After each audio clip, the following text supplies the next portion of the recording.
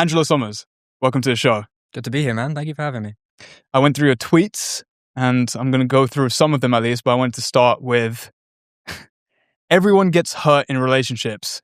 You either heal and move on or become a dating expert. Talk to me about that. Yeah. That was kind of the central insight for my my video about the whole sort of online dating scene. And the idea is essentially that when you're faced with a certain problem, if it's very personal to you, you're going to have a big vested interest in solving it. And so you're going to spend a lot of time thinking about it. And then you're probably going to come up with some good stuff to say about it.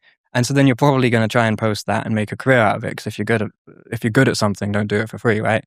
So then this is, funnily enough, what we were just talking about with survivorship bias, is that the selection process for finding people who are going to commit themselves to teaching people how to be in relationships is structured in such a way that the ones who have suffered the most in relationships or struggle the most with relationships are going to be exactly the people who are most likely to spend a lot of time thinking about them, and then to have a lot of ideas about them, and then to make videos about those ideas and become the internet like dating gurus that you see. And I think there's also like a personal aspect of it too, where if you kind of are unwilling to acknowledge a specific problem that you have within yourself, then you're going to overcompensate in the opposite direction. So if you think like, okay, I'm a bit like, terrible at intimacy, and maybe I'm not a very honest person, and I lie to people who are close to me, and you see that happen. If that gets pushed into the shadow, then your persona is going to become sort of the opposite of that, which is like, I'm very wise when it comes to relationships. I've figured it out. I know how to love people properly, and I'm going to teach you. So that's kind of the idea that goes behind that. How does that happen? So you said they understand that they're introspective enough to understand that, okay, I don't like intimacy, or I'm not great with intimacy or loving someone. How do we go from that to the shift of I know everything about relationships? Are they aware of this? No, it's usually if there's some sort of subconscious like refusal to acknowledge those first facts that they have these problems. If that's completely within like the Jungian shadow, then the Jungian persona is going to be structured in such a way to compensate that. Like a simple explanation is just if you meet somebody and the first thing they tell you is I'm really not a murderer, then they're probably a murderer. Because why else would you feel the need to explain that? Yes. And I think our online personas are kind of like first impressions that we give to the world, right? So if we say like I am a dating expert, chances are there's big problems in your intimacy life, like because there's a reason that you've become so interested in the topic, and that reason is never it's all going great. Because when it's going great, you don't need to think about it. It's just going great. The reason people feel the need to create large, long-winded theories about how to make them text you back and how to get the one up in the relationship and so on and so forth. You see so many examples of this, like Hamza's one of them. Tate is probably another one of them. Sadia Khan, who was big for a while, she dropped off like a month or two ago, I think. It came out that she was like, in a similar way, not having her shit together when it came to relationships in the slightest. So, yeah, I think it's just the case that if anybody has like a very outsized desire to direct your attention over here, there's probably something going on down here. And that's all it is. You know, that reminds me of Alain de Botton. He said, a marker of good parenting is that your child has no desire to be famous. And I think this touches into the same sort of aspect where usually our urge to go do a particular thing is because there's a lack somewhere else. And in the famous example, it's just you probably weren't seen enough as a child, weren't given enough attention, so you seek attention from the rest of the world. Same thing here, where you didn't have good enough relationships, so you seek teaching others about how to have good relationships. It's interesting though, how do we then, I'm sure there's dating experts out there, and with that, in like at least talking around this topic, I'm sure this spreads across other niches, but at least dating experts, how do we then know that this person is actually just trying to help other people versus this is like a expression of their pain? That's a great question.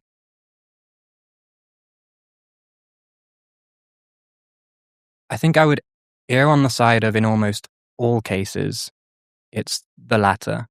Because I think moments of altruism, where you're doing something purely to help people, are extremely rare. There's very often behaviors that look like altruism, but I think it's very rare that there actually is that, if it happens at all, because just because of how motivation works, like to do a behavior, that there's some motivation to do it. You either want to do it or you're forced to do it, and to want to do something, like to help people, for instance, it can be motivated by love. And you often see that has like a proximal relevance to your social circle. So the people closer to you, you're going to have more of that desire to help them out of love, to just be purely altruistic. It's rare that somebody's altruism extends to the global population.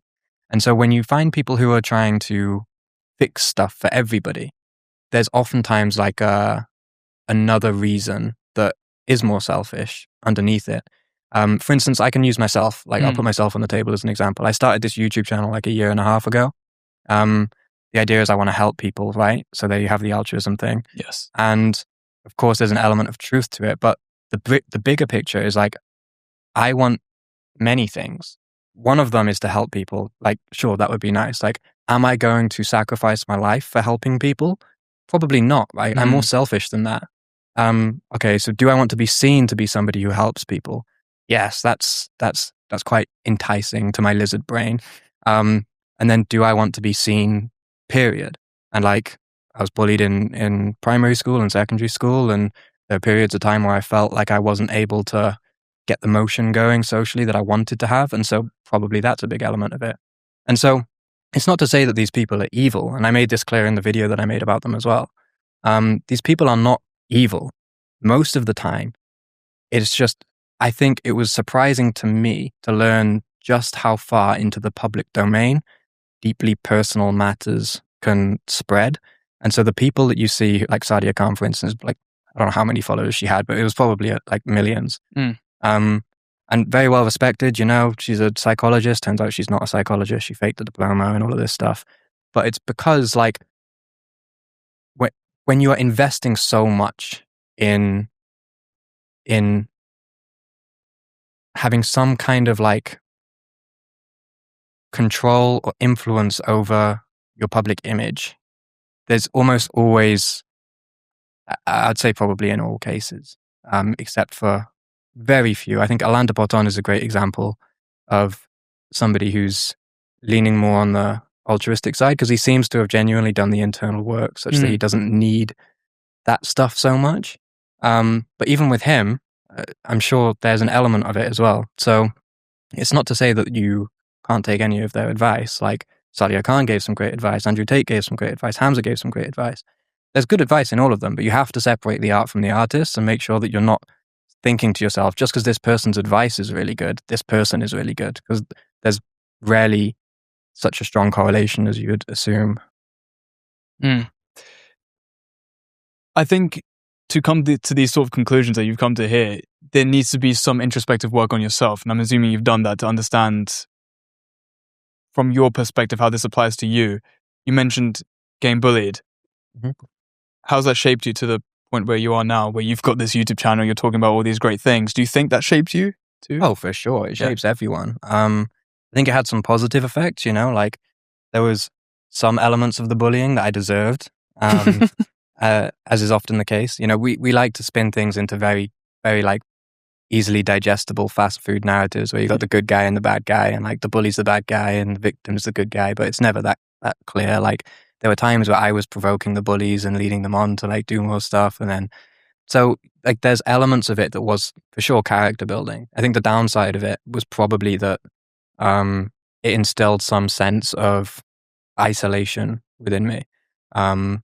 Because I think I learned in primary school this like the belief that I was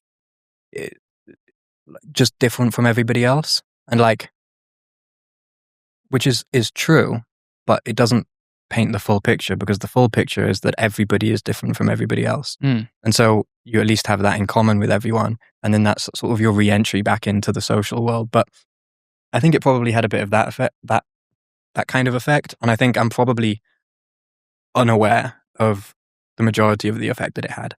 And it wasn't like crazy bullying or anything. It was pretty standard stuff, but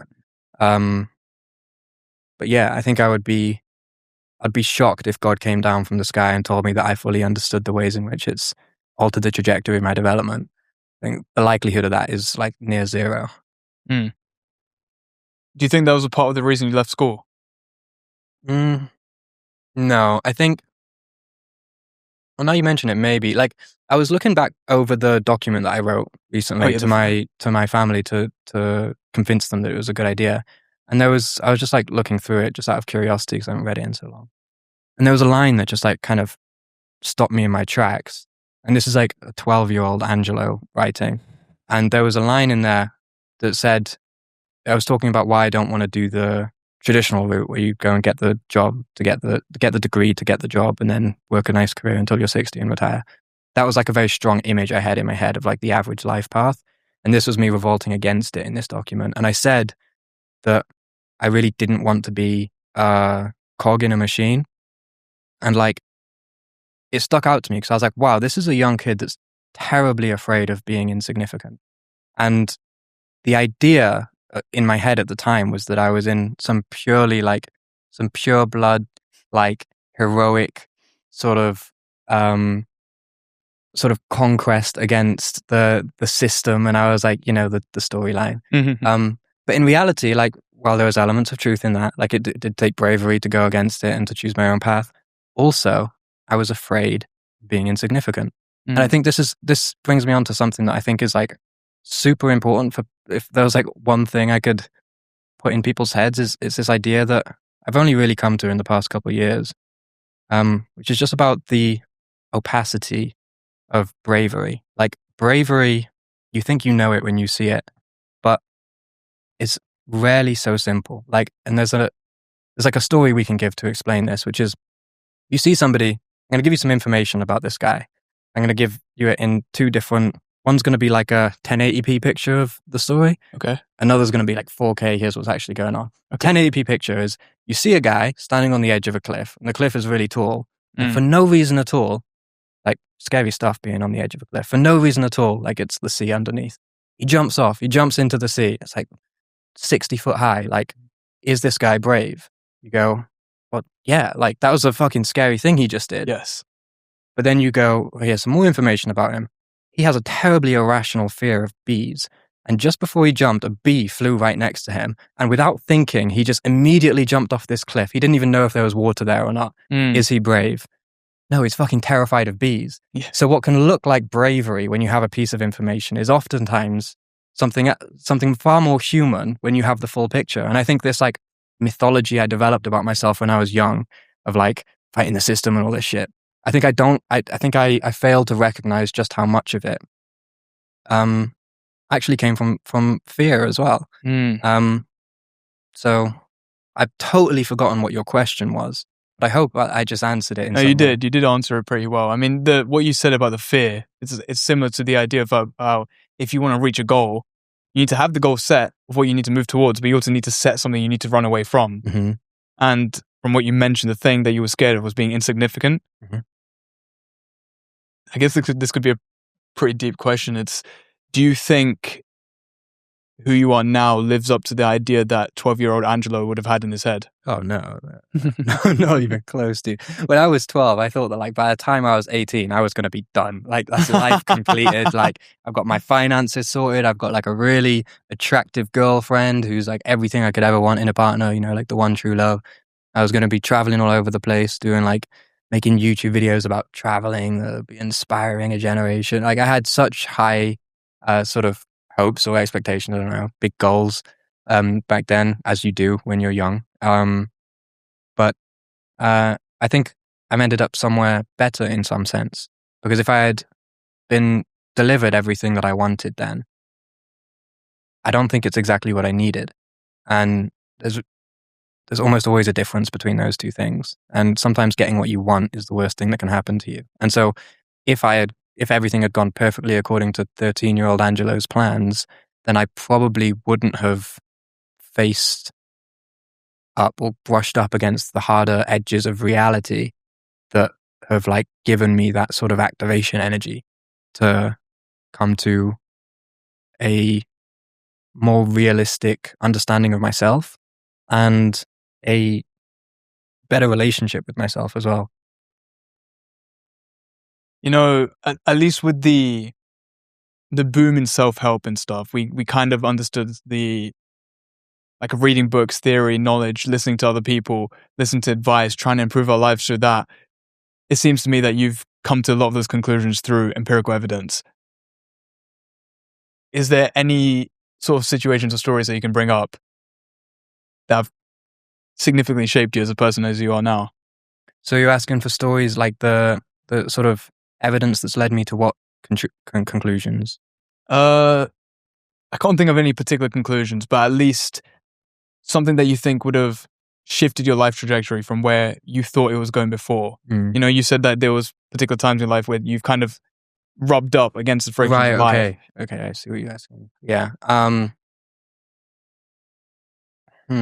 think a lot of it has come from relationships, right? I think you learn a lot about yourself in relationships because, you know, I don't know if you've seen how they like separate like fragments of steel from sand, but it sounds like it'd be impossible, but it's really easy. You just get a magnet and all the steel goes and all the sand stays down.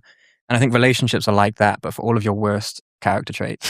So as soon as you get into a relationship, it will brush up like demons from your past that you didn't know were still there. Like intimacy does that because it puts like your fears on the table to some extent. And I think in relationships, I've had a fair few experiences such as that have like made me realize, okay, like sure, they had their problems, but I definitely had mine as well. And that's been definitely transformative for me. I think trying and failing a bunch of times at a bunch of different things has been helpful as well to make me realize that I'm not Superman. And I think I started out believing I was Superman to some extent. And yeah, I think the whole period of like time when I was a teenager, kind of going a bit crazy with the partying and stuff, that was incredibly enlightening because it showed me how powerful self-deception is. Like self-deception was the engine of that entire period of my life. And, you know, were it not for that, and mainly not just that, but the challenge of overcoming it and getting out of that spot, if it weren't for that, I don't think I would have learned nearly as much about self-deception and how it works. And like, I wouldn't have the tools that I have now to recognize and pick up on it when it's happening. And, you know, too much self-awareness, I guess, can be a bad thing as well. But I think that's like a short-sighted way of looking at it. I think generally speaking, it's, I don't know, I'm kind of going into territory now that I'm not so sure about of like whether or not there is such a thing as too much self-awareness. I don't know the answer to that question. But just from personal experience, it seems to me that the more that I understand about myself, the better my quality of life is. And there may be a inflection point where that goes the other way and it's like, okay, stop fucking. I think that's true for reflection, like self-reflection for sure. You can do that too much. But generally, just like understanding yourself and having a good relationship with yourself, I think that's probably like the bedrock of your fulfillment in life, more so than anything else. I mean, you mentioned self-deception. I think a lot of people are bullshitting themselves a lot of the time. I mean, I know for sure there's been plenty of times where I bullshit myself. Since you've taken time to understand when you are experiencing self-deception, etc., I guess the question is, how do I know when I'm bullshitting myself? That is the question. I think everybody has their own bag of tricks. Okay. That they bring to the table when it's time for some self-deception. But a good sort of question I would ask myself is like, if there's a certain belief that keeps coming up and it's quite strong and it's very influential in terms of my behavior, I'll ask myself like, what is it that this belief means I don't have to do? And like, oftentimes there's a pretty clear answer to that. Like, what does this belief allow me to get away with, so to speak? Like, and if you ask yourself that honestly and genuinely want to know the answer, for lots of your beliefs, there will be quite a clear one, I think, most of the time. But you'll probably then go, yeah, but I don't know, so I'm going to keep believing it. But yeah, I think it helps a lot as well to know, like, in which areas of your life you're most likely to bullshit yourself. Because then you know where to be sort of on the lookout more. And already, I think when you make that commitment or decide that's something you want to do, you're sort of already on the road to recovery, so to speak, because just that intention itself is often evidence that a different sub-personality is coming to the front, and perhaps the more bullshit-prone one is receding into the background, you know? Like, I do think we're very much, none of us are like individuals in the sense that we're like one person that can't be divided. I think we're all like borderline schizophrenics that have multiple personalities. Yeah. And those personalities will show up in different times, and you can do secular seances to bring some of them forth. Like, for me, I'm going on this stage tomorrow, like the anxious Angelo, the more egotistical Angelo is going to be there before I go on stage, because it's like there's more threats in the social domain. It's going to bring up more of that. When you're like in the bedroom with a girl, it's going to be a completely different you again. When you're hungry, you know, you're not you when you haven't had a Snickers. There is a lot of different versions of you, and sort of knowing in which area the one that's sort of being the most mischievous is likely to appear in can definitely help you. You know, people talk about authenticity then. Given that explanation where we show up as different versions of ourselves in different contexts in our lives, what then is authenticity? Because a lot of people kind of assume it as this thing where I am me regardless of the context. But is that really what we need or want in our lives? It's interesting. Like, I remember when I was a kid, I used to have this weird little belief that I thought like it was impossible to be inauthentic, because I thought that like even if you're pretending to be somebody else, that's still what you're authentically choosing to do. Yeah. So in some sense, you're always your true self. Yes. The question, I think, is more like, as far as your like conscious mind is aware, as far as like the voice in your head is aware, that sort of narrative script writing side of your psyche that narrates your life and strings it together into a story, is that like self-story actually in line with the true motivations why you've done what you've done and behaved how you've behaved throughout your life? I think that's really what the authenticity thing is. Because yeah, everybody is themselves, even if they're like authentically a liar, that's what they authentically are. But the idea of authenticity is that like it's who you would be if you were never lying. You know, I think this taps into the self. I was talking to Will before you arrived. We were walking down to the Tesco, and we're talking about the self, like what makes me per se. And we'd like to think it's maybe our character traits, maybe it's the way that we show up in front of people, like this authentic, different characters we show up in situations. And at least I took it in my own life. So when I first started making content, it was more, actually, not first. When I first started making content, it was video game montages. Past that, when I started making gym content, there was someone who I really looked up to in the space, and the content that I made was simply a pale imitation of the stuff that he was making. And I could think to myself, like, that was not the authentic me. I wasn't being authentic, and that's why I didn't do well. And then I go into the self-improvement stuff, and I started being like Hamza. And then it was like, okay, that wasn't the authentic me. It's not me being myself. And I go into this, and I'd like to think that this is more of my authentic self. I mean, it's a 2-hour conversation. You can't really hold a character that long. But then I guess the conclusion we came to is that surely then those parts are yourself, because you did make the choice to be that. And that choice is then the authentic self, which is exactly what you were saying. I mean, I would love to hear your take on what the self is. I know you've talked about it a lot, about the self being not separate from our actions and what we do, etc. So I'd like to get into that. Yeah. I guess I have a non-dual perspective. So non-duality is this idea if you can call it an idea. It's one of the oldest it's one of the things that was written about, like in the first ever recorded writings we have from humans. What did we choose to write down? And it was about non-duality, essentially, which is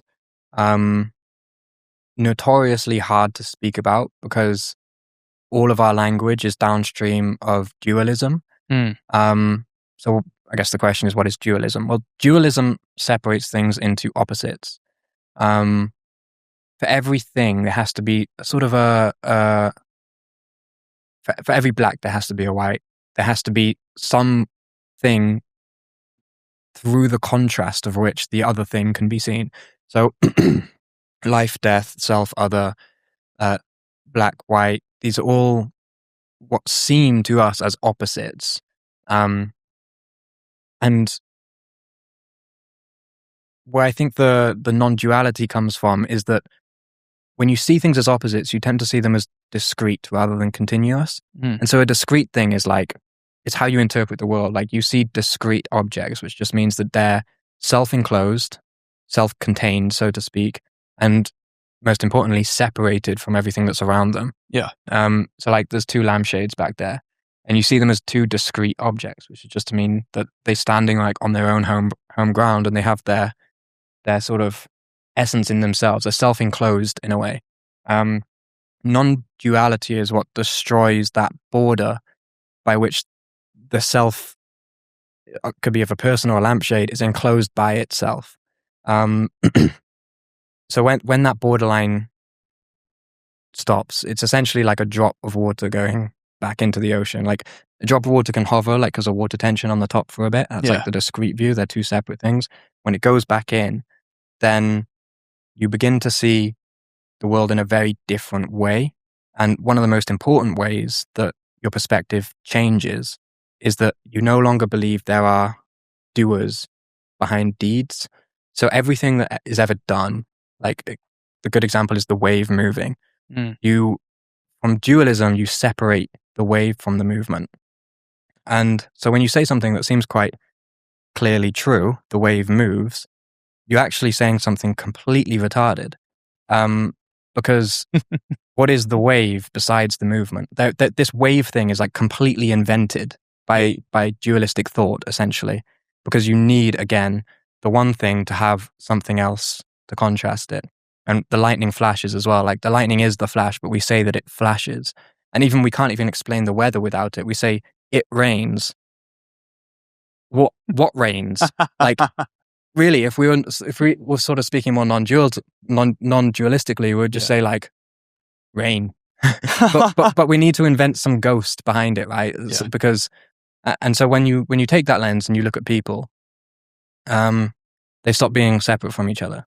So you become me and I become you, and it gets a little bit weird. Yeah. But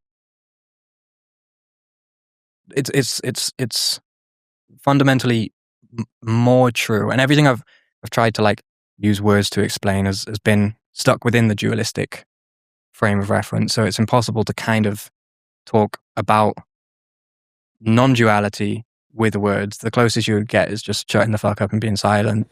But that doesn't tend to go down well when you're due to give an explanation on something. So yeah, how that relates to the self is that there is no separate self. I mean, you said that the non-dualism was one of the oldest writings that humans had. Yeah, the Upanishads. Yeah. Then how did they explain it? If language stops, and it's our barrier because it's dualistic, how are we even able to gain some level of understanding of what non-dualism is? I can't remember the lines that I sort of put in my video. I can slightly remember it was something like, so you have to just start essentially speaking quite poetically because you're using words to point away from words. So you end up saying stuff that sounds oxymoronic. So like Zen koans are a great example of this.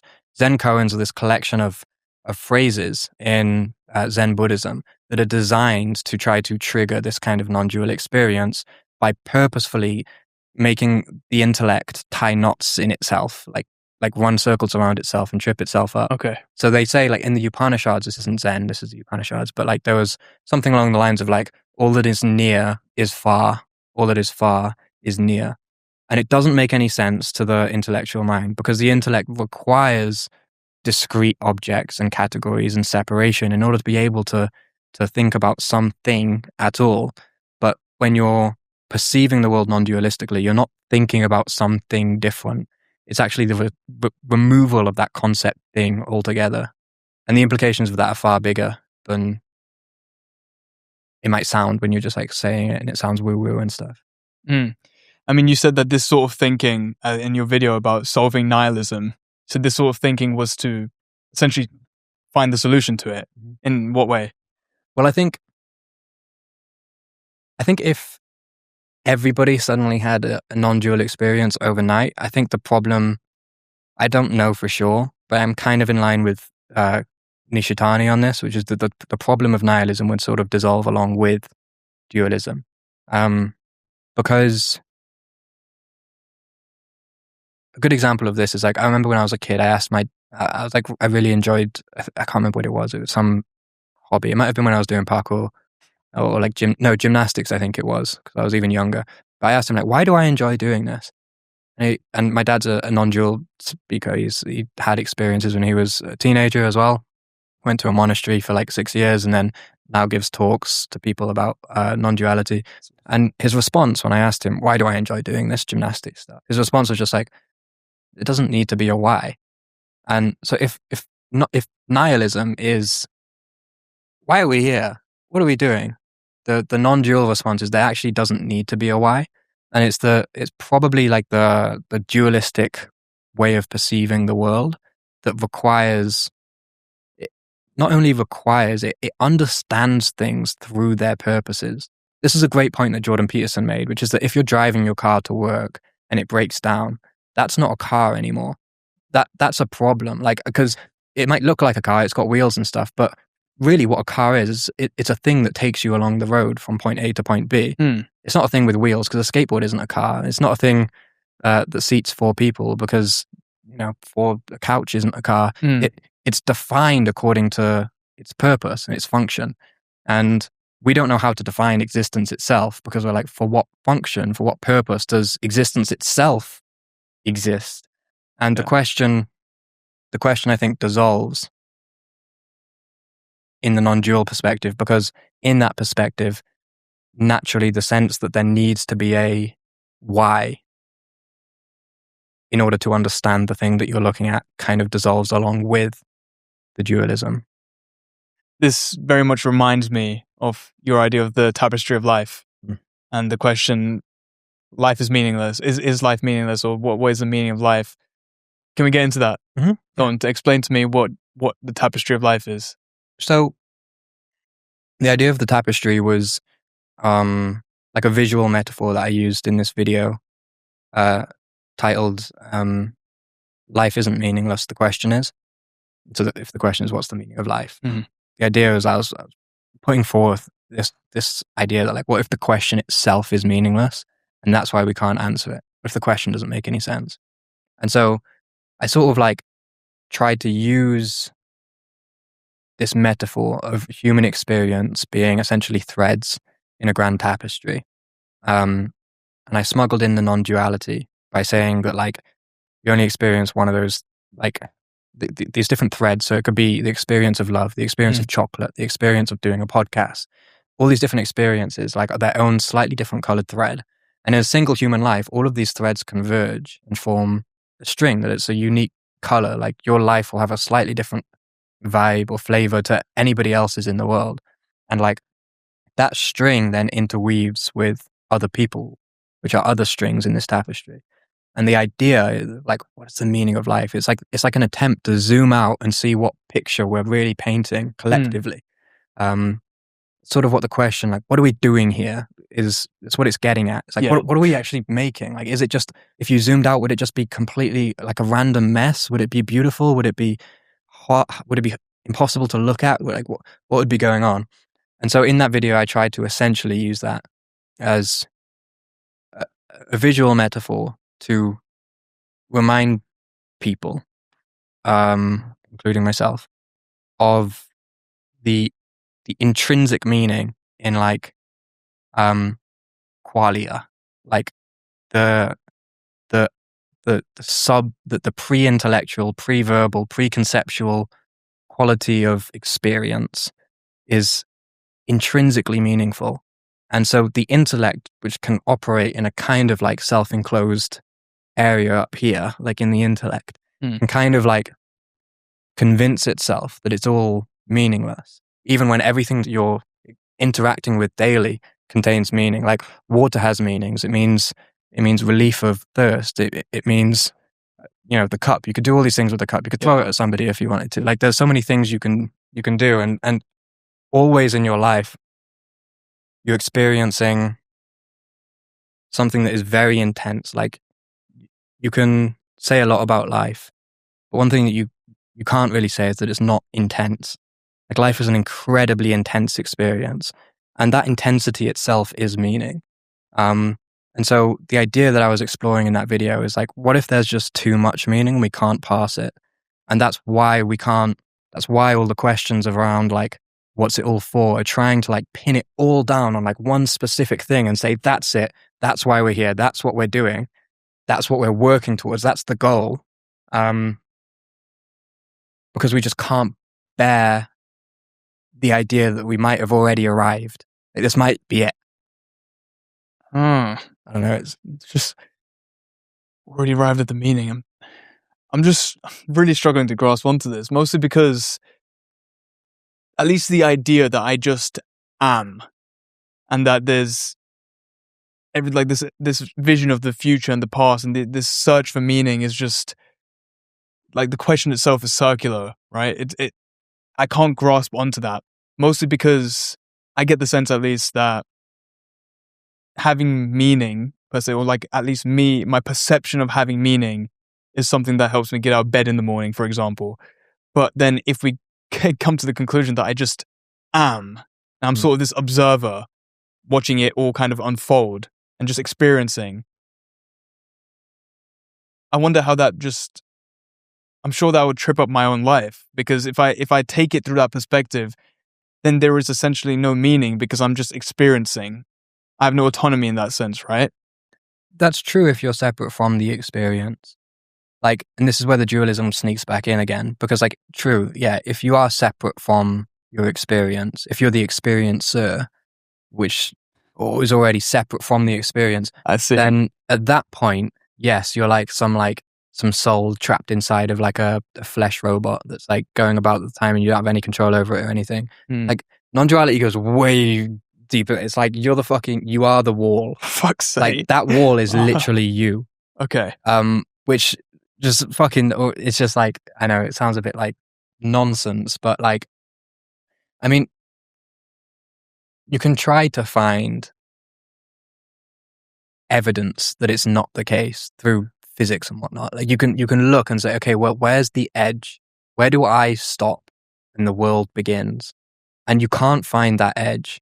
Like it just can't be done. The ship of Theseus, I think you sent me a meme of this earlier. It's like, it was on my story, yeah. Yeah. The ship of Theseus, like when is it the ship of Theseus? When are you? That we can't answer this question because we're trying to answer it from a dualistic point, which requires there to be something Vansh, that's separate from the rest of the universe. Fuck, I'm really trying to grab onto it, because the one thing that comes to my mind, especially when you explained that, was your analogy about the circle, and then the self is contained inside the circle, and the other is on the outside. At least that's the dualistic view.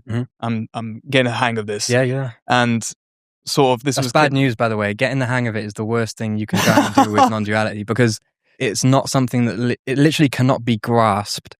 Because we use the language, I need to grasp this concept, because when you grasp it, you can.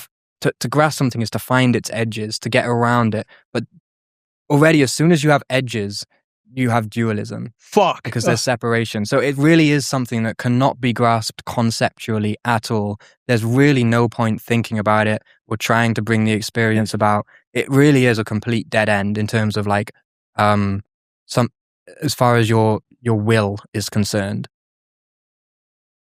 Fuck, okay. To continue on what I was saying, that the circle thing, right? So there is no grasp because there's no edges. Yeah. So everything is just is because there's no edge. And then the center point is everywhere. So is that what you mean by like the wall is me, because that could be the center point, but also I'm me. And so is that camera. And so are you. Am I on the right track here? Yeah, the center's everywhere. Fuck. But I'm just kind of thinking, at least my first instinct is to think like, what sort of benefit I get from understanding this? Nothing. You get nothing. No, not at all. Like I think you get no benefit from it, because if you try, like I was saying, if you try to like get it intellectually, you're trying to get north by walking south. Like you're going in the wrong direction. A good example my dad often uses to explain to people is it's like trying to dig a hole in the ocean using a shovel, and then becoming convinced that like holes are impossible because I'm using this shovel in this water, and it's not like, but it's because that's just not how it works. Like you're using the wrong tool, and when you use the intellect to try to grasp non-duality, like the intellect, what the intellect is it is the separator. It is that which separates. So all of the sense of separation you have, the sense of there being discrete objects that are separate from each other, the sense that life is not continuous, that it's not a continuum, that it's divided into parts. Yeah. That's all the work of the intellect. And you very much like live inside of the intellect to some degree, because cognitive science talks about this a bit. There's bottom-up processing and top-down processing. So the theory of bottom-up processing is that you get sensory experience, and then it goes up to your brain, and your brain processes it, and then you see an accurate reflection of what you're looking at. And that was what people thought happened for a long time. And then cognitive science comes around over the past, God knows how many decades, does some experiments, and it's like, actually, it's a lot more top-down than you think. Like, this is where the notion of projection comes from. It's an older idea than that, but like, cognitive science proved that concept of projection is at play, not only in more like personal matters, but also in literally how you perceive the world around you. Like you think like the white on these walls is just coming into your eyes, and then you're seeing it because it hit your eyes, but you're very much painting those walls white all the time.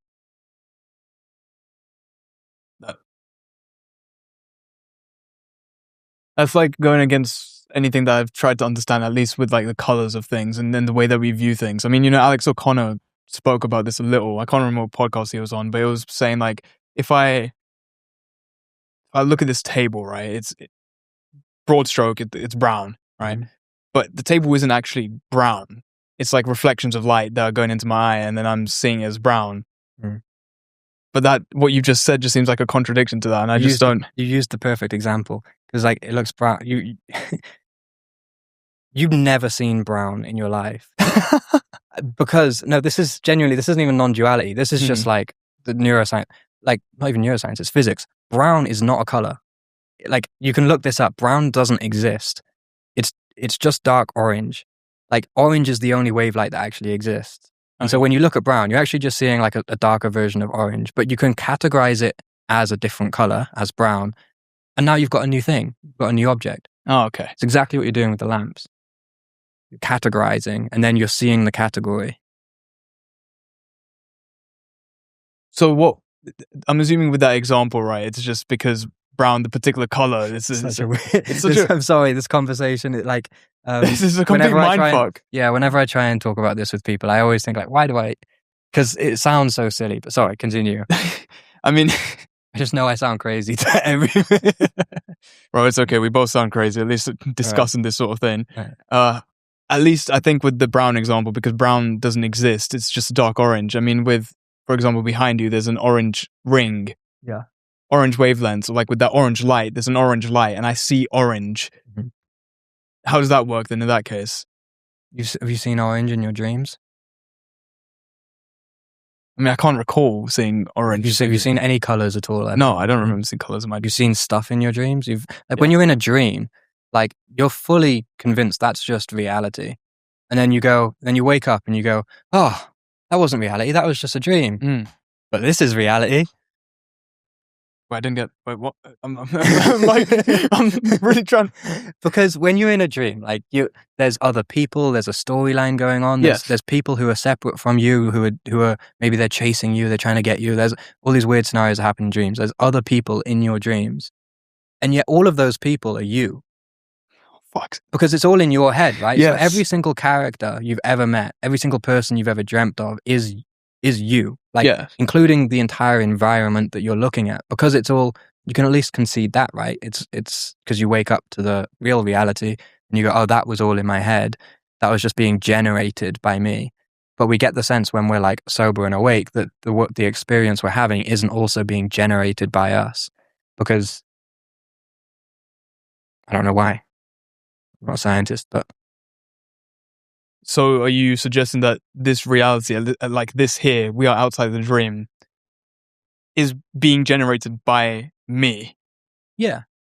But it's also being generated by you. Because we're not different, we're not separate people. Sorry. Shit. Okay.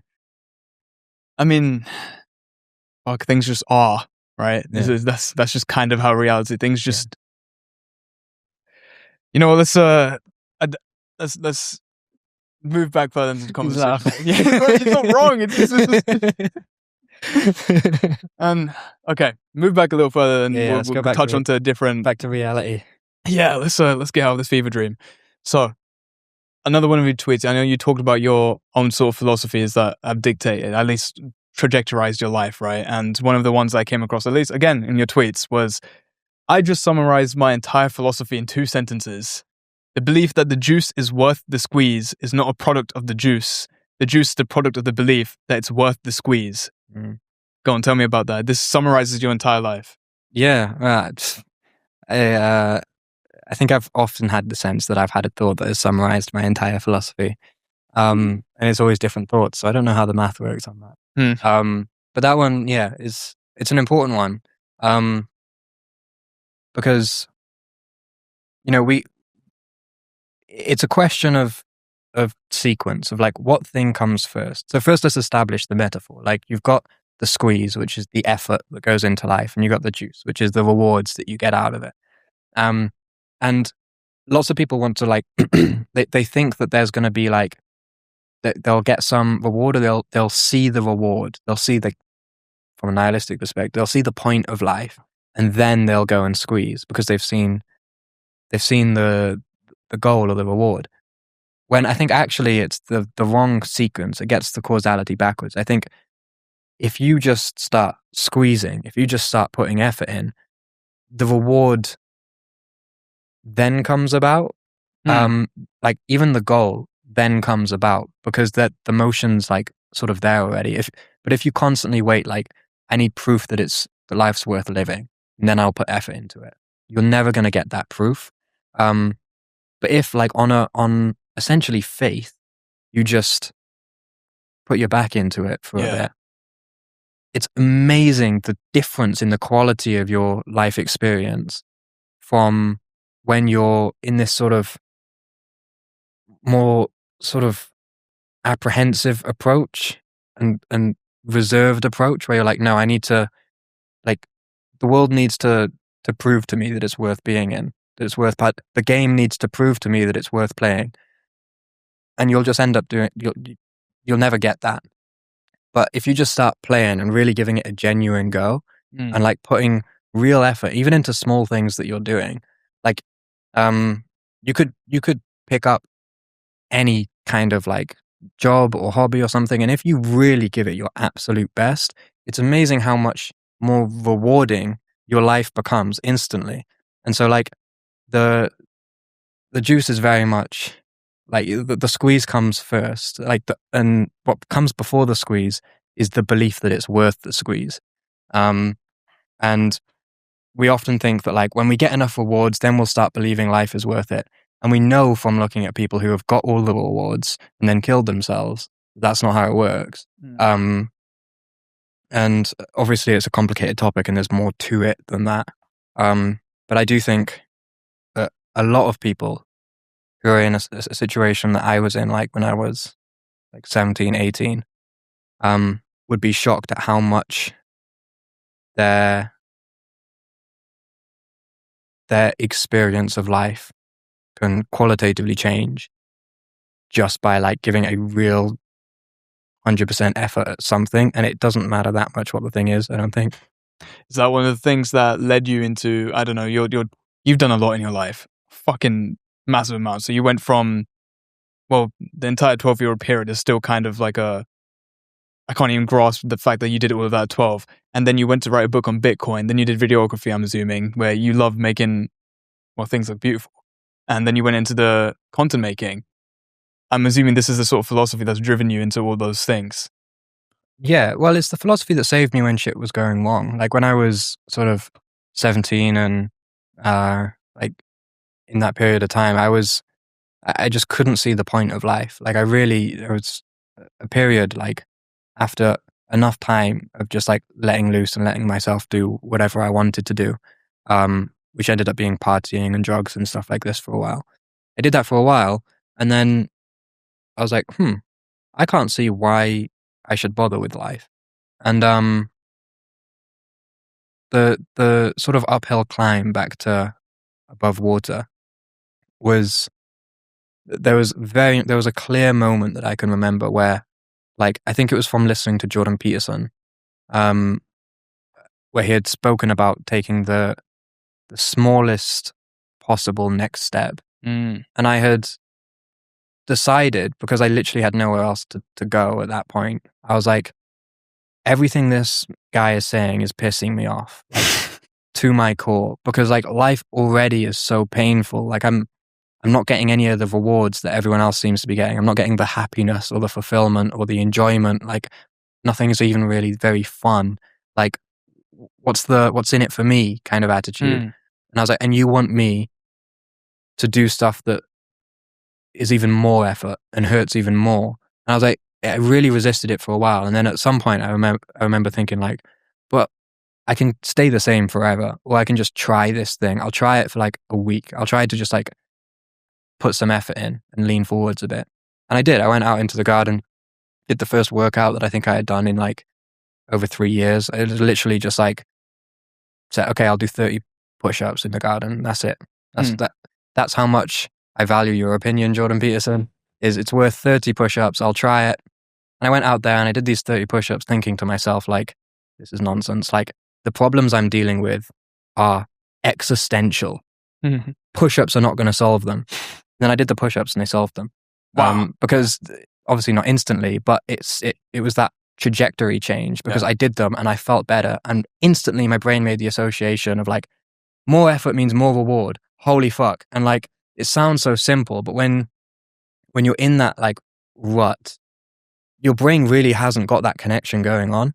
And so making that connection was definitely like the sort of on button for whatever engine took me back above water. Yeah, that's really fucking cool. You know, I was going to, at least I see this squeezing of the juice before the worth of it being worth the squeeze in at least the show. You know, I started this over a year ago now, September 2024, something like that. And I started it with the camera he was saying to use for pictures, which can only record for 30 minutes at a time, and my phone. Started with those two. And it wasn't seated like this. It was, because it only recorded 30 minutes at a time, I would have to do gym sessions with people and be able to cut like 20-minute blocks out of the episodes so that I could actually make like an hour episode. And at that point in time, it was more just, I'm just fucking squeezing this thing. I have no idea where it could end up. I could end up doing gym podcasts for the rest of my life, or I could end up doing something like this. But as time went by and slowly I started stacking up what I wanted out of it, at least in the present moment, this is my next step, my next step. It made it to this, and still not a grandiose thing, but it's somewhat of where I want to head towards. And I think I didn't really have a end goal per se in mind. It was more just, I'm fucking squeezing this thing. So I really do relate to that.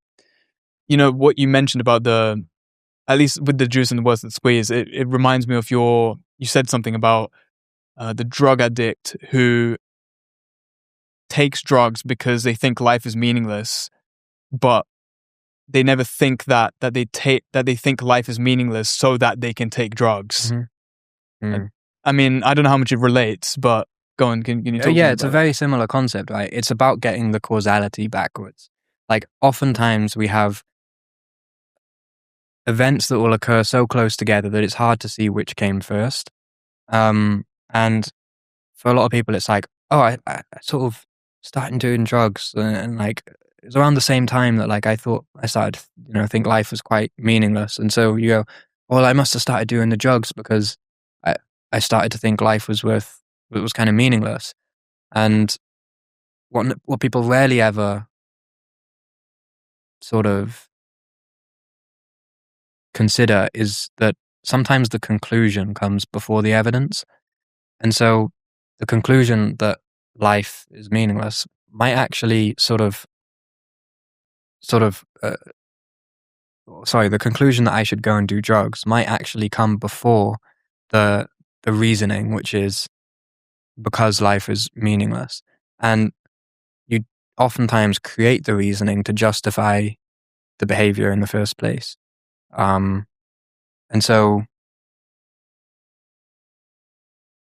it's kind of just an interesting tool or lens to look at like your thought patterns and your beliefs and like the sort of ideas and narratives that consistently show up in your internal monologue. Because oftentimes we're very prone to getting the causality of things backwards. And it can reveal a lot about yourself just to flip it and see it the right way around. Yeah, I mean, I reckon we do this on purpose as well, just to fit our own story that we like to tell. When you were on Chris's episode, you said something along the lines as people have become very good at retrofitting narratives that optimize for pleasure instead of pain. Mm-hmm. And I think this instantly reminds me of Jonathan Haidt's idea, the elephant in the rider, which I'm sure you're very much aware of. And then this goes also back to our thing about bullshitting ourselves, where we're creating this justification to help us feel great about the decisions that we're making, which then, I think there's an interesting conversation about the understanding of good and the evil and what exactly is bad per se, because you've said this multiple times as well, the path to hell is paved with good intentions. What do you think then justifies what's good and what's bad? What do you think defines what's good and what's bad?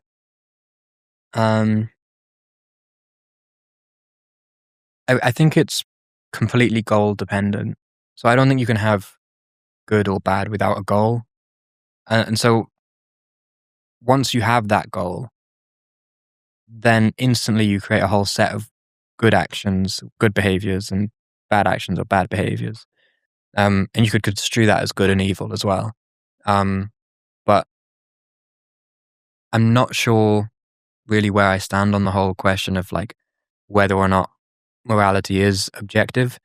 Because I can't. I definitely lean on the side of it's not. Because I don't think I'm so sold on much being objective, but it definitely seems to be the case, at least, that two people with two different goals will have two completely different sets of ideas about what constitutes good behavior and bad behavior. And that's sort of the problem that we have in the West, is that since religion's kind of exited the picture, it's sort of free reign for anybody to posit their own vision for the future. And when you've got people who have radically different visions for the future, they have radically different ideas of what good behavior and bad behavior is. It's like the question that's often used as a sort of argument against religion, which is that, well, if I say killing people's good and you say killing people's bad, and I ask you, how do you know that it's bad? And you say, God told me. Yeah. And then you ask me, how do I know that it's bad? And I say, God told me. How do we resolve that dispute? That is a criticism against religion, at least against multiple religions, or the idea of having multiple. But it applies far more, I think, to having no religion. Because when you have no religion, there's almost as many gods as there are people, because everybody's got their own vision. Everybody's got their own schema by which they evaluate the course of history and, of course, present times as well. And then it becomes really hard to solve disputes. This is, I think, what the culture war is at the moment. It is that. It's like everybody's got a different idea or different vision of the future, and it's clustering, as it tends to, into two sides. And then it's like I think as time goes on, the sort of left-right divide will become less important, because it will, there'll be like splinter factions in each side that become so radically opposed to each other within the left and within the right that the terms left and right become kind of less important, I think. We're sort of starting to see it happen already, I think. Like, it's especially on the right over the past like 2 years, and the further side of the right, it seems like it's splintering a lot.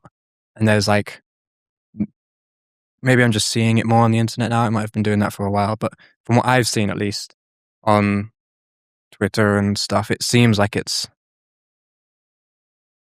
becoming the common ground is an area of real estate that's getting rapidly used up. At least my take on the left and right dispute or the culture war has always been, well, first of all, I think that the loudest voices on each side tend to be the most unhinged people on their views, at least, the fundamentalists. And it kind of makes the rest of everyone who believes whatever's in there, at least the moderate or the soft believers, look like fools. But in terms of where we're headed, I don't know how much related this is. At least this is where my mind's going. I think we're heading into post-nuance society, where it's almost like a crime to compromise or to come to agreements between the two. It's like this forced divide. It's like two magnets going against each other, but the two negatives, they just kind of bounce off, and it's never gonna stick together. And there's Jonathan Haidt talks about the ancient religion Manichaeism, and the Manichaeists basically believe they had this line, which was the devil and God don't make bipartisan agreements, so neither should you. And it's just like this. They don't make what? Bipartisan agreements, yeah. And it's just a shunning of compromise, which I think is exactly where we're headed. At least most people in the West tend to be like that. Where I had Claire Fox on, and she talks about how debate's been squeezed out of society. And I think that's one of the things that's just where cancel culture came out, right? It was just like, instead of debating someone, it's just much easier to tear them down. I don't know how much related that was to what we were talking about, but at least that's where my thought process went. It's a great point as well. And I think we need ideas to go to war against each other, otherwise people will. And it seems that you're right. Like, the ideas are going to war less and less. There's less room for that within factions, within groups. It's becoming more tribal. And this is a point that's been made a lot of times, but it's worth repeating because it does seem to be a big threat, I think. And my more optimistic view, because I think everybody's heard the doomsday view of like people just growing further and further apart from each other because of social media algorithms crafting echo chambers that keep them more and more sort of stuck in their own sort of political faction and becoming more and more sure of themselves. Yes. People have heard that a lot of times, and I don't know if it will happen, but I've got, maybe it's just hopeful thinking, but I've got a feeling that like there will be a sort of like natural response that starts emerging culturally, where like screens and like the internet itself will sort of eventually have a similar brand around it as smoking, where it's like, oh, he's like scrolling. It's kind of the similar vibe when you see somebody smoking like a pack of cigarettes a day. It's like, oh, he's like doom scrolling all day. It's like acknowledged probably as like an unhealthy behavior. Whereas at the moment, it's still very like normal. Yes. And my hope is that people eventually internalize the actual dangers around it, at which point it sort of we pity people who are addicted to it, similar to how we do with drugs and cigarettes and stuff.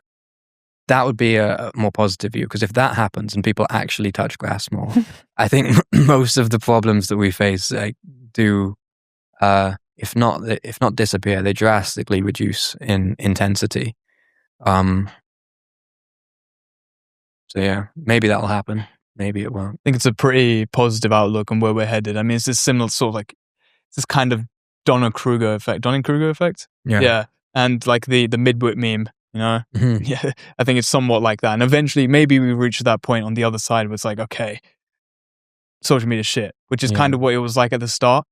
You know, a weird take that I had when I was younger and Instagram Reels first came up, it was always like oh, look at this new thing. Like, who the hell's going to use that? Yeah. And now everyone's using it.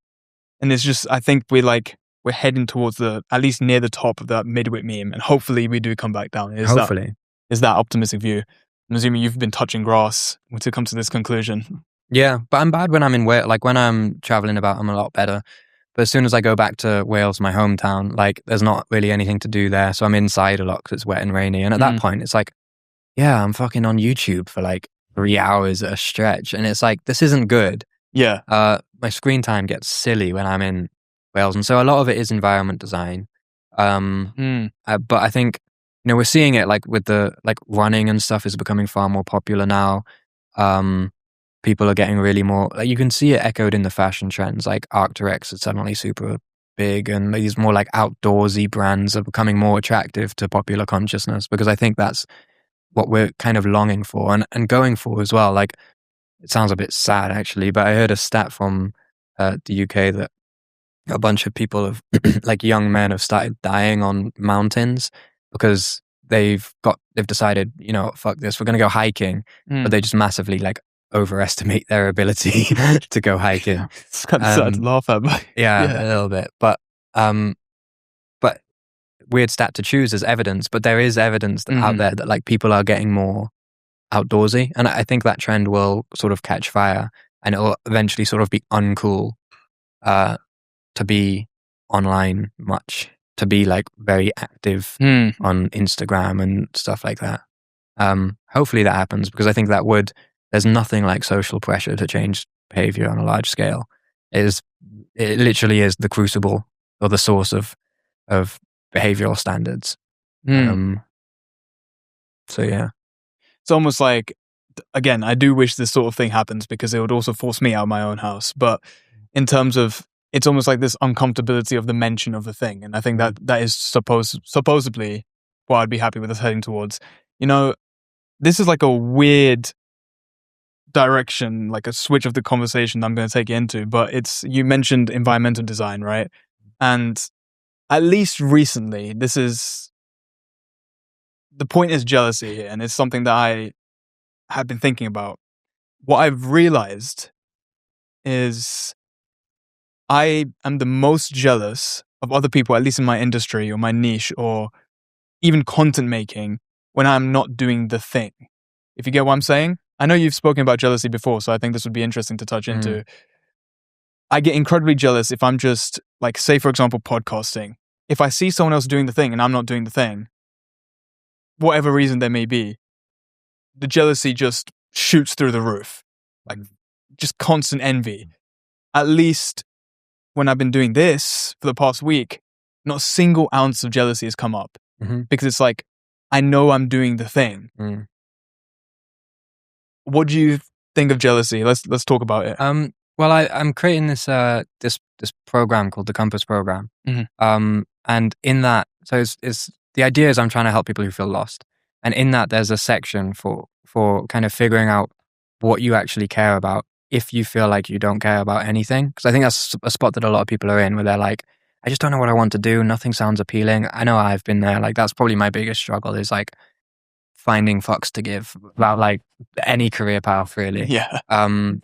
I'd be quite comfortable doing nothing, I think. But you know, it's a hard question to ask. How do you find out like what you should be doing in life, what career you should be on? In there, there's an exercise which is almost exactly what you've just explained. It's like the the envy detector. So the idea is you just mark down, if you ever notice yourself feeling envious or jealous, mark it down and mark down who you were jealous of and what they were doing that made you jealous. And if you keep track of that, eventually you'll have a pretty good idea of what you should be doing with your life. Because it's a great indicator of what you should be doing. And so it makes sense that when you are doing it, you don't feel jealous. But when you're not doing it and you know you should be doing it, and you see he's doing it easily, that's where the jealousy comes from. So I think jealousy is despite being frowned upon a lot and shunned, I think it's a great metric to pay attention to if you're trying to have some understanding of what it is you should give your attention to in life. You mentioned in one of your videos that you'd struggled with jealousy in relationships. Let's talk about it. Oh boy. Jealousy in relationships. I think that's a different thing. Like, it's weird that it's got the same name as like jealousy in terms of like envy, but like in relationships, it's more of like it's almost like a territorial instinct mixed in with insecurity. So it's like you see somebody else, like you're getting intimate with somebody and you see somebody else come into and they're like, they're hanging out and like, was that a bit of flirting? Are they flirting now or are they just talking to each other? I can't figure it out. And like, are they going to hang out? Like, is that normal? Do people just like, just hang out? Like, is that, and you start to get yourself like in this thing. And, totally normal experience. Everyone has it in relationships to a greater or lesser extent. But you know, young Angelo with this picture of himself, he was going to be Superman, and it couldn't possibly be anything wrong with me. I experienced that emotion, and you know, it was pretty early on. It was in the first relationship I had when I was a teenager, so like first love and all of that came on quite strong. Unluckily, it proved to be justified, which confused it more because I ended up getting cheated on. But what it did for me was made me incredibly sort of prone to try and essentially quarantine that entire emotion out of my psyche, because it just didn't. It was like some weird exotic animal that got into my house without me inviting it. I was like, I don't know even how to respond to this. Like, this is weird. Why do I care so much? Because I've never really cared about what people think about me in like a fashion sense. Like when I was a kid and stuff, it was always a part of my identity that I don't really care. I'm not very like an insecure person. And then the jealousy just shows like, yes, you are. Like, and you will find out exactly why if you pay enough attention. But unfortunately, I convinced myself that it was like some problem that I had, and then I like beat myself up about it for years. And it was like this amazing sort of moment, literally only last year, where something happened. I realized like, holy fuck, like I don't have like a jealousy problem, you know? I've just got like a problem with my jealousy. I've got like a big problem with it. And that's a completely different thing to having a jealousy problem. And you can replace jealousy with anything. Like, I'm sure everyone's got something. Maybe I've got a shyness problem. I've got an anxiety problem. And a lot of the time it's like, you've just got a massive problem with being who you are, which is somebody who gets jealous. It's somebody who's socially anxious. It's somebody who's shy. It's somebody who's lazy. Whatever it is, I think one of the hardest tasks we have is just being who we are, because we've got so many problems and we don't want to think that we do. And it's so much easier in some sense. Long term it's harder, but it's in the short term it's easier to just like sort of look away from the thing in the corner of the room that's asking for your attention, or to try and like convince yourself that it's an intruder in some sense. It's like it's a bug in the code that needs to be worked out. And you know, this is the problem I think with excessive self-help and stuff as well, is that it seems to be the case that like the more you try to fix yourself, the more you feel like a problem.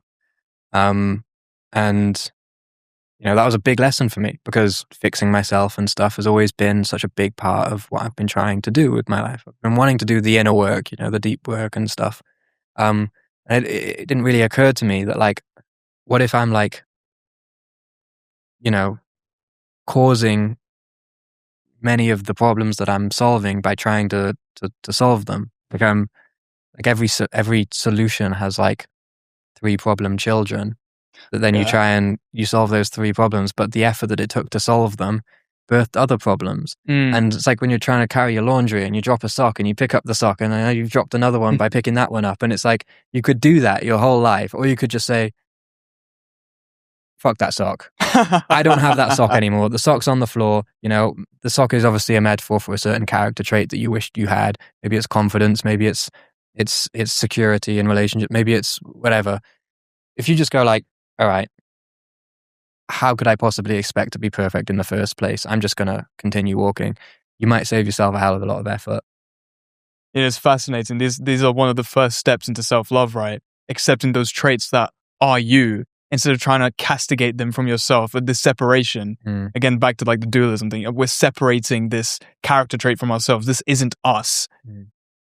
But the part of it, the jealousy, which might be great in relationships, is the fact that, you know, you may be protective or caring for your partner. But obviously the jealousy is that it's not a bug, it's a feature of that jealousy. But then I have got to ask the question where the laziness thing, right, you mentioned, there's other really negative character traits that may come with a person, like someone who's just angry, right? And we can say that this is just who you are, but that can be very damaging. Like if there's a lazy person who genuinely just doesn't know how to, or just doesn't have the discipline to get up and go do something, we can say, yes, this is just who you are, but it would be better off trying to get them to resist that character trait of themselves. And sure, in different contexts of the jealousy thing, like it's better to not resist it and understand it's a part of you. But at least with the laziness thing, they are getting genuine problems in their life from not resisting it.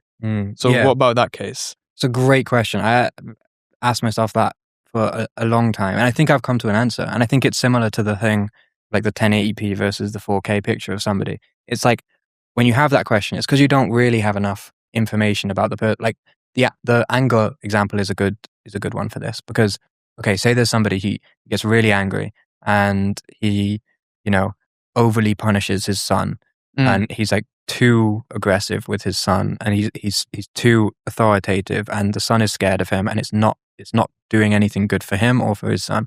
Okay, should he just what Angelo? You're just saying he should accept his anger and the fact that he's an angry person. But oftentimes that anger is because there's a deeper fear, probably of weakness, that was maybe inculcated in him from his father. And so when he sees weakness in his son, he has a very strong reaction because he's so afraid of any weakness in himself. He tries to slap any examples of it out of his son. And so the anger is actually like a second order symptom of the actual thing that he needs to accept in himself, which is the weakness. And, you know, you see this with alcoholics who, you know, they become very, very, they can be, in this case, if he turned to alcohol and began drinking and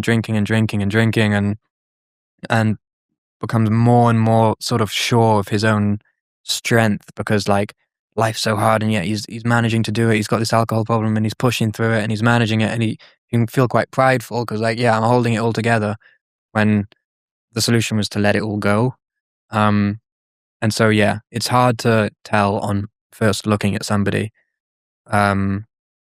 or at least maybe not. I think when you look at someone, you can kind of tell which parts are like the result of some kind of pathology and which parts are like more natural in a sense. But when you just say like somebody's very angry, should they accept that? It's like,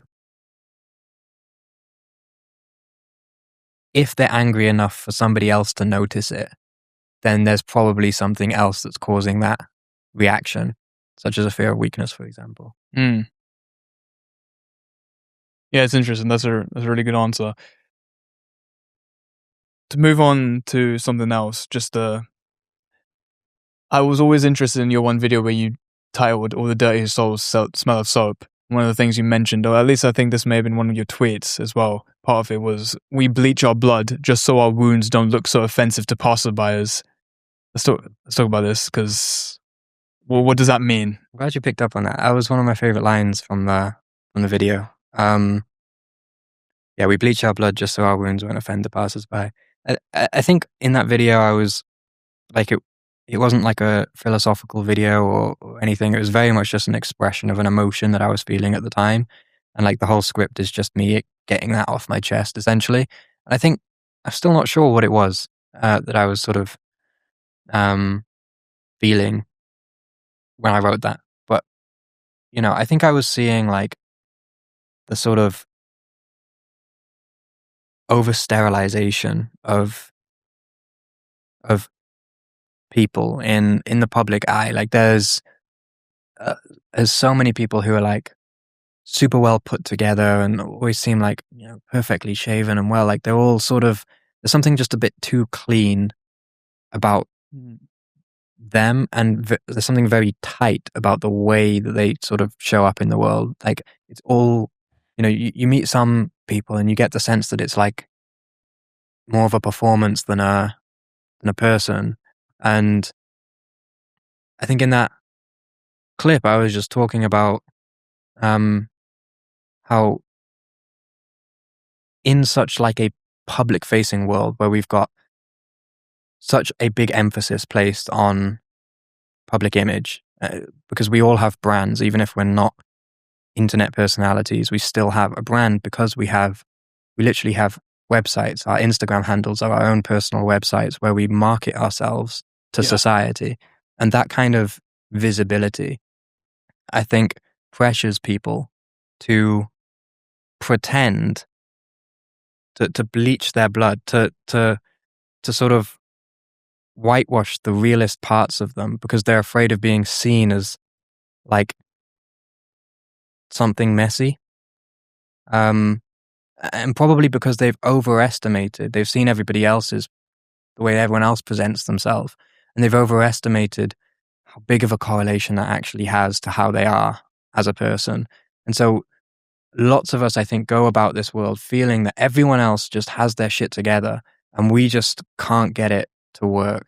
Like everyone else has got it figured out and we alone are confused and broken and messy and problematic and fearful.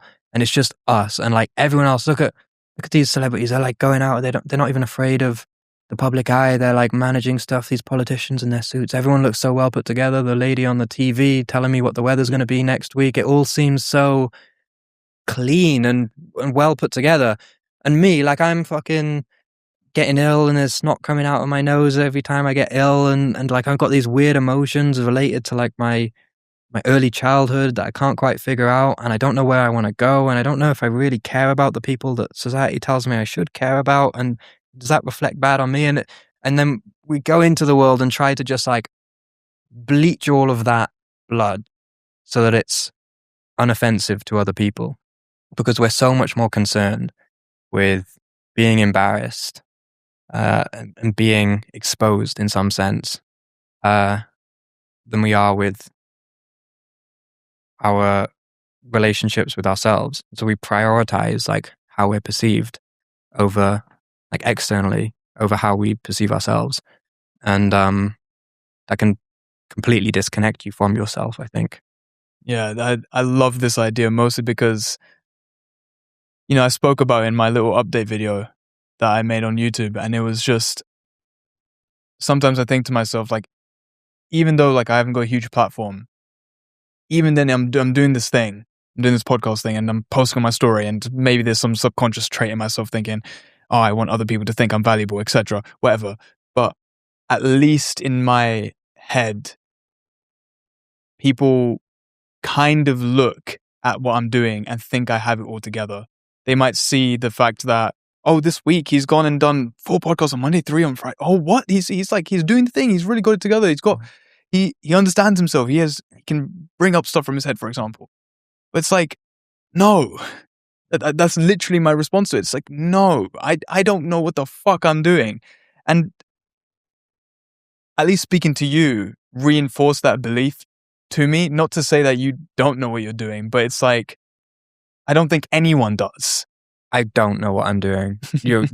I fully do not. Yeah. And I know you commented on it saying that you were feeling the same way regarding pressure. I guess I went to tap into that. What did you mean by it? Well, I think like, with like any sort of success on YouTube, there's some pressure that comes with it. Like And, most of my pressure isn't external, it's internal. It's like, I should be doing this thing. I should be outputting more videos. Even if I don't really have something to say, I should just come up with something to say. And I pressure myself in all sorts of ways to like go this way rather than that way. And yeah, sometimes it just gets a lot. And it's just like, you kind of want to step back from everything and just like completely go back to the drawing board and see like, all right, what is it that I actually want? And why do I even feel this much pressure to be a certain way anyway, or do a certain thing anyway? And I think I picked up on some of that in you as well in that video of this, like, I could relate a lot to the way that your mind was questioning itself, and like you would explain something that had just come to mind and then say, actually, maybe that's not true because I also felt this other way earlier, and which is right, like how I'm feeling now or how I was feeling earlier, and that always is happening with me. Like I don't know most of the time like what I should feel, and yeah, that's why I left that comment, because I related to that a lot. Yeah, I appreciated it. It's always nice to know that there's other people feeling the similar, like it brings this sense of connection, and it makes me feel as though that, okay, maybe it's just not me. It's not only me who's feeling this way. And like me questioning myself and trying to tackle with my own thoughts isn't just like this existential dread that's been placed on me. And yeah, I think a lot of people want to look like they're doing good, or look like they're doing the right thing, or pursuing the right thing, or pushing themselves forward. But at the end of the day, maybe we aren't, And I think it's always about presentation to society. And I guess that's where the pressure comes from, right? It's like, you've grown this channel. People look up to you. You don't want to let them down. Even though you are this imperfect human being, some people look up to you like on this pedestal. And effectively what you've done is you've thought to yourself, oh, people look up to me on this pedestal. You've posited an ideal. Like, this is who I should be. And you'll never compare to that ideal. Yeah. Inevitably, you'll find yourself lacking. And then you beat yourself up about it. So, yeah, that entire process. And you also feel so much pressure as well to imitate the ideal that you assume other people have of you. Like, because we're all predicting how we are coming across to other people at all times. And if you're known for a certain thing, like I'm sure television people had this for years as well. Like if you're the comedy guy on the late night TV show, it's like, that's his thing. He's the comedy guy. He does the jokes. And then like you go out into the world after a few years, you go to the bar and you feel like that's sort of what defines me now. That's my thing. So I kind of have to stay that. And I think that's a large part of what's come into like me questioning whether or not I should continue doing YouTube is I don't want to end up in that position where I feel pressured to remain a certain thing, because I don't want to stunt any necessary growth that might have to happen. And I think that does happen with a lot of people who live very public lives, is the inner world kind of gets sacrificed to the outer world by exactly that mechanism. And that's what I don't want to move towards. And maybe there's a way of doing it better. Maybe I switch to more of a faceless style and kind of just write more.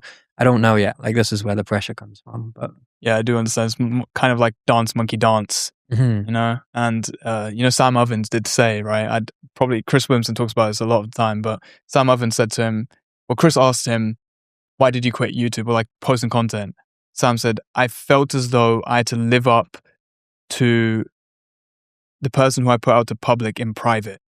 Oh, man. Yeah. And if you didn't live up to that, then you kind of felt like you're failing. Yeah. And for me, the dance monkey dance thing is huge. Like, if ever I feel like I find myself on the other end of that kind of dynamic, my whole system just fucking internally combusts. Like, that's why I sort of struggle in some sense. Like I get nervous before doing podcasts and stuff because I know it's like you have this thing that you do and we're going to manufacture this environment in which you're going to do the thing. And then, and then people sit there and they go, okay, now do it. Yeah. And like obviously the co-host isn't the one doing that, but the audience is. The audience is coming to the video with an expectation that you're gonna deliver. You're gonna bring a banger. And it's like, for me, my head's just empty half the time. I don't actually have anything up there. Like I can look through the drawers and see, oh yeah, there's that idea I have and that other idea and that other idea. Shit just sort of comes out sometimes when you're talking to people based on stuff you've read. And I definitely don't want to end up in a position where I feel like I constantly have to be the philosophy guy or the psychology guy or the anything guy. And I think maybe that is in itself a pathology. Maybe I'm just afraid of commitment, of committing to a thing like that. Or, there could be a million reasons, and it's still an area that's undecided in my head, which is why it's still a point of pressure for me. If it does help, I was incredibly nervous about this as well. There we go. When we were walking out, I literally said to him, like, I've done 6 of these now, and I feel fine. But then Angelo's coming, and I'm like, fucking butterflies in my stomach. What the hell do I? Yeah, completely relate to it, man. Angelo Somers, thank you. Where can people go to see what you're doing, or whether you continue YouTube? Well, Angelo Somers on YouTube, SOMERS, and my Twitter is Angelo_Somers, and I've got a Substack as well, which is Nav Notes. So yeah, if I keep making content, I will keep making content. Please do. That's where I've been leaning to anyway, recently. But yeah, that's where they can find me. Angelo Somers, ladies and gentlemen. Legend. Hell yeah.